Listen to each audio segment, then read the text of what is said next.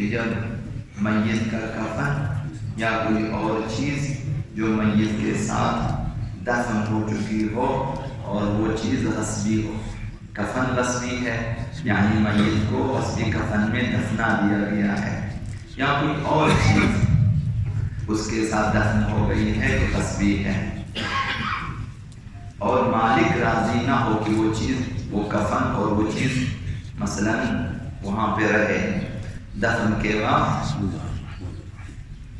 ان چیزوں کی طرف توجہ نہ کی اور میت کو دفن کیا، یا خود میت کے مال میں سے ایسی چیز دفن ہو چکی ہے جو اس کے وارثین کا ہے،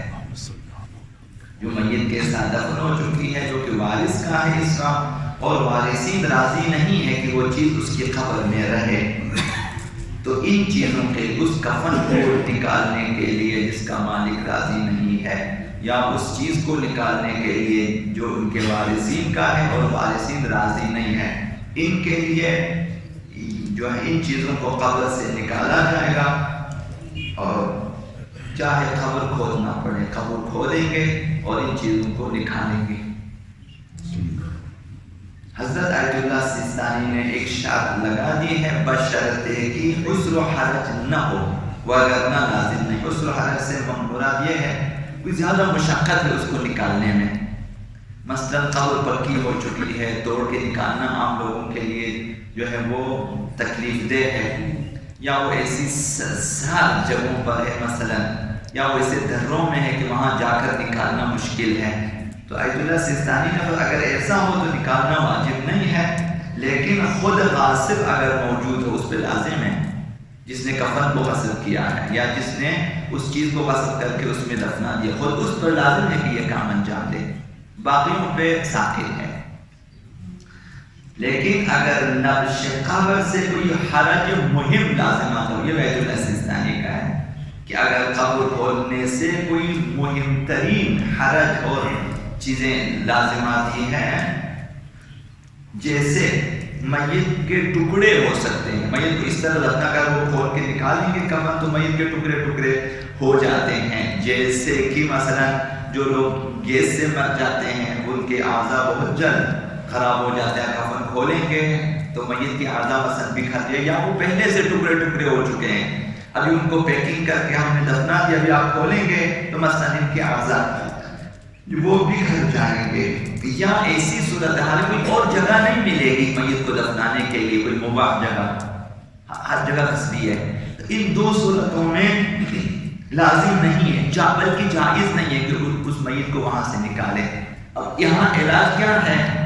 کہ اس میت کو نکالنا بھی جائز نہیں ہے چونکہ اور جگہ نہیں ہے، یا میت کا جسم کے ٹکڑے ہو سکتے ہیں یا کوئی اس طرح کا اس حالت لازمہ، اس صورت میں غاصب پر واجب ہے کہ وہ اس کے مالک کو راضی کر دیں، اگرچہ بہت زیادہ رقم دینا پڑے دے دیں اور اس کو راضی کر دیں کسی نہ کسی طرح سے، اور میت کو وہاں سے نہ نکالیں۔ حضرت اعلیٰ رسول اللہ صلی اللہ علیہ وآلہ وسلم ارشاد فرماتے ہیں، خمس کلمات فی التوراۃ،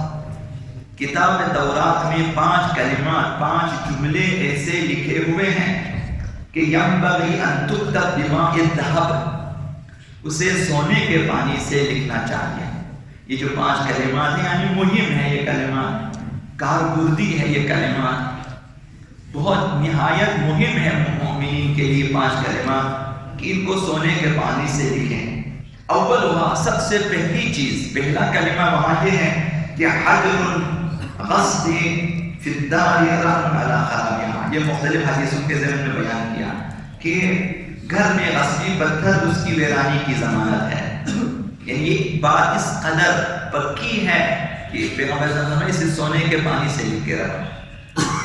والغاصب بالظلم هو المغلوب، دوسرا کلمہ یہ ہے جو شخص غصب کے ذریعے، ظلم کے ذریعے غالب آتا ہے، در حقیقت وہ مغلوب ہے، وہ غالب نہیں ہے۔ جس نے ظلم سے بالادستی حاصل کی ہے، زبردستی حاصل کی ہے، دوسرے کو مغلوب کیا ہے، در حقیقت وہ مغلوب ہے۔ اور جسے مغلوب کیا ہے وہ غالب ہے، قیامت کے دن اس کا بول بالا ہے اور یہ جہنمی ہے۔